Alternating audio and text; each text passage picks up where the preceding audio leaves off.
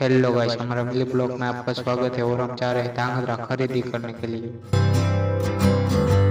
हम धांगध्रा पे पहुंच गए हैं और हम जा रहे हैं टायर का अड्डा में घड़ियाल लेने के लिए। ये देखो हमारी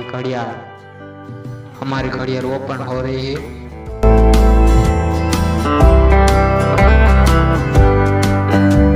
हमारी घड़ियाल ओपन हो गई है और हम जा रहे हैं शेरड़ी का रस पीने के लिए।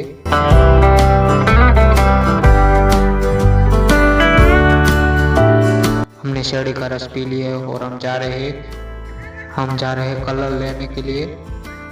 और पका भाई कलर देख रहा है और दादा बहुत खुश है तो हाई किया।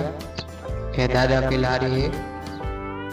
हमारे सब्सक्राइबर मिल गए हैं और हम चाय पी के निकल गए। लाइक करना भूलना मत और ये धूलेटी वाले वीडियो जो हो तो हमारी चैनल ने सब्सक्राइब करो।